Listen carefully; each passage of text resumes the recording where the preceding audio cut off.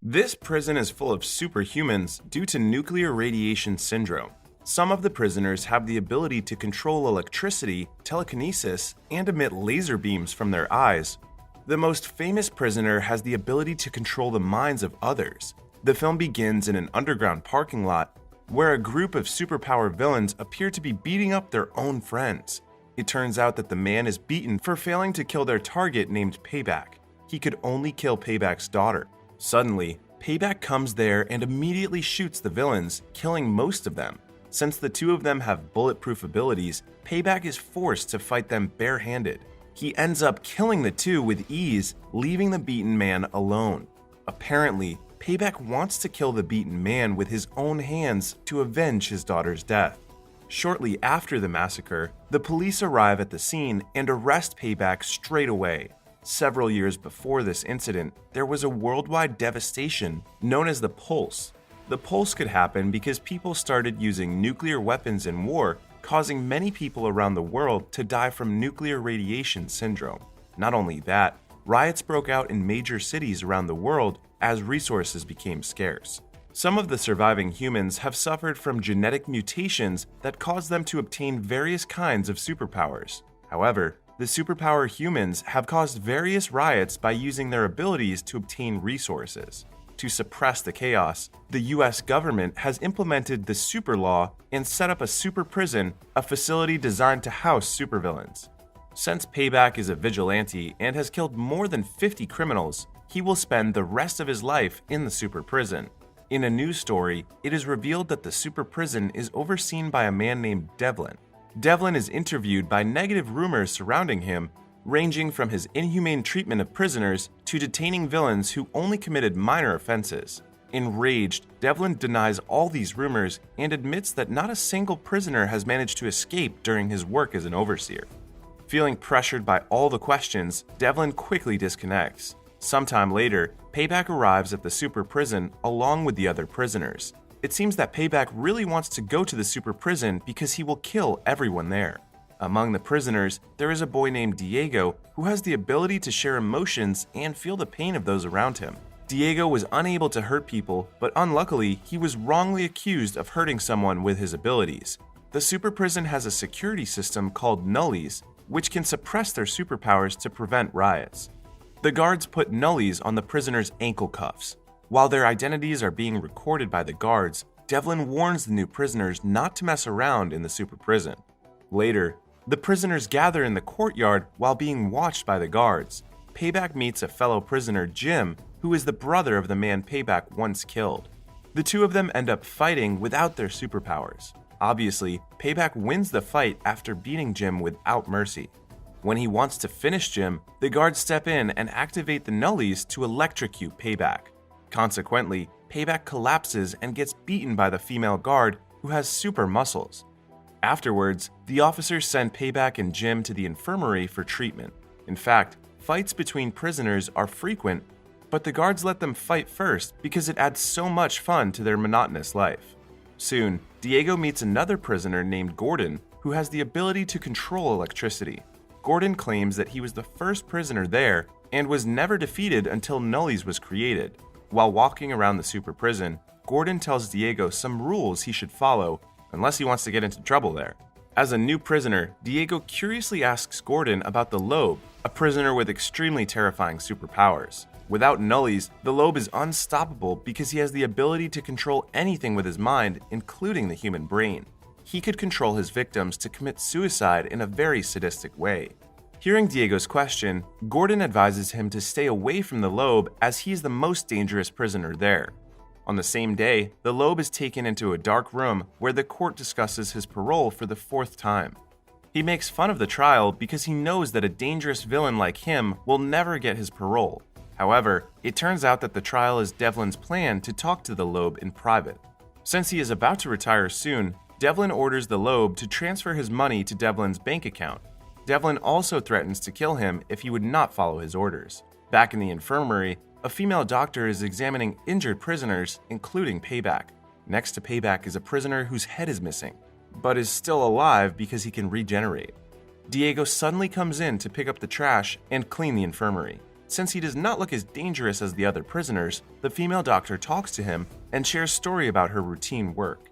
She then heads to the next room to psychologically treat the Lobe. Suddenly, a conscious Payback comes to the room and immediately strangles the female doctor until she passes out. A furious Payback intends to kill the Lobe as he has recognized him as a ruthless villain. Just as Payback is about to stab the Lobe, Diego arrives just in time to stop his action. The news of this incident spreads throughout the super prison. As a result, the prisoners, including Gordon, begin to respect Diego for daring to stop Payback alone and save the Lobe. Some of them give their puddings to Diego as a form of respect. Diego's action also earns the Lobe's respect and affection. In the meantime, Devlin's assistant, Felicia, has discovered about Devlin's deal with the Lobe. To cover it up, Devlin promises Felicia a promotion shortly after he retires. Devlin also threatens to fire her if she dares to expose his corruption. For the next few days, life in the super prison goes on as usual. Over the past 10 years, Gordon has applied for parole many times but has always been denied by the courts. It can be seen that the US super law has always been unfair to the prisoners. In other words, the prisoners will not have the possibility of parole. One day, it is Gordon's turn to apply for another parole. He hopes his parole would be successful this time. Gordon initially tries to answer the question politely. However, the court keeps cornering him with questions. As a result, Gordon becomes enraged and his parole application is again denied. He becomes disappointed and devastated by the outcome of the trial, even though he never causes any trouble there. Meanwhile, the Lobe is preparing his escape plan from his confinement room.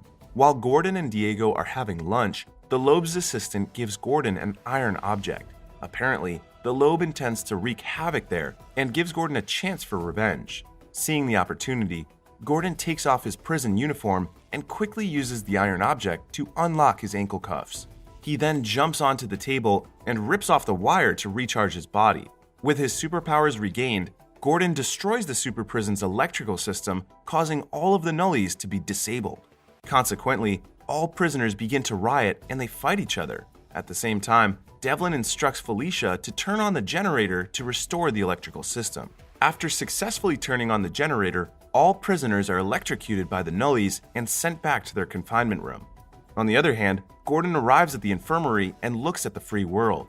A female guard suddenly attacks him from behind. She then receives an order from Devlin to kill Gordon for causing chaos.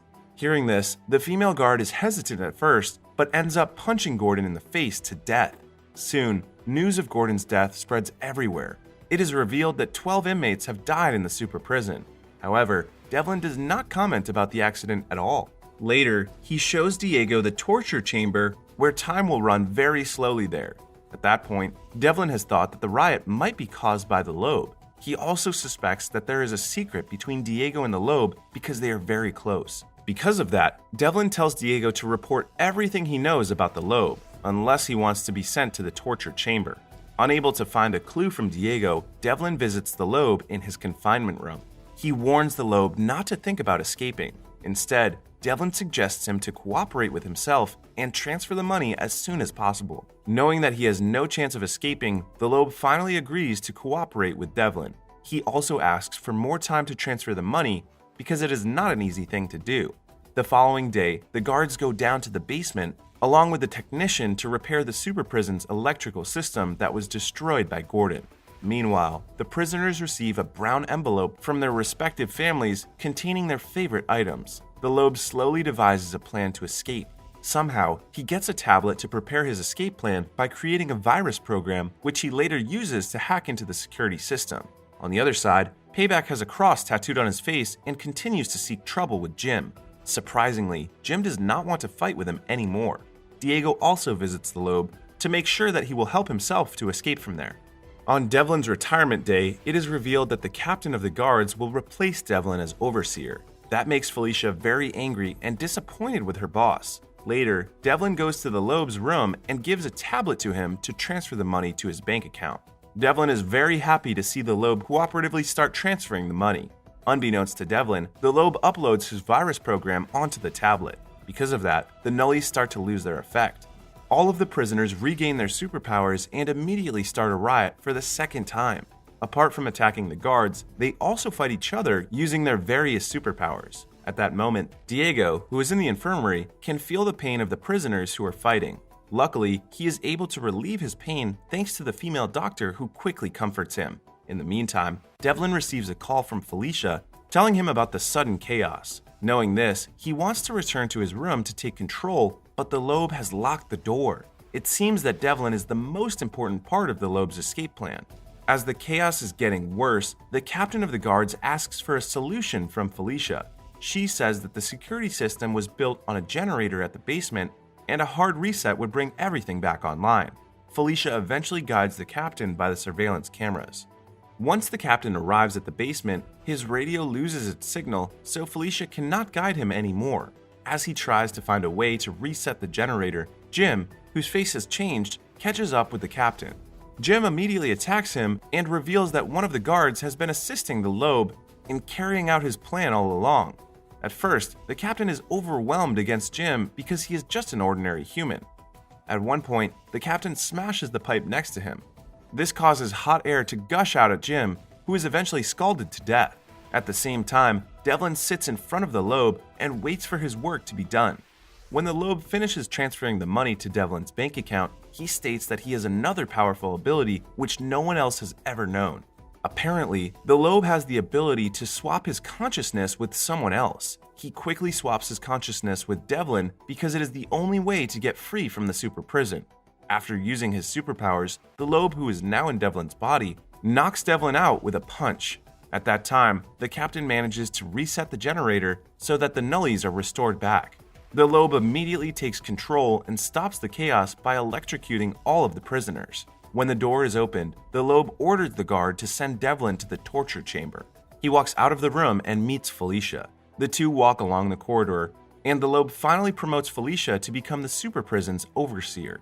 Meanwhile, the guards take the prisoners in the courtyard back to their rooms. With Felicia as overseer, many changes are made in the super prison. One of them is the change in the classification of the prisoners' superpowers. Due to this change, Diego will be transferred to another prison, and his sentence will be reduced because his superpowers could not harm others. Before leaving, Diego comes to the infirmary room to say goodbye to the female doctor. He thanks the female doctor for taking care of him all this time. Not long after, Diego walks out of the super prison. The Lobe's assistant is also released from there. It turns out that the Lobe has told them both not to participate in the riots as it is the only way to get a chance of parole. The film ends with the Lobe picking up his assistant and starting his new life with lots of money in his bank account.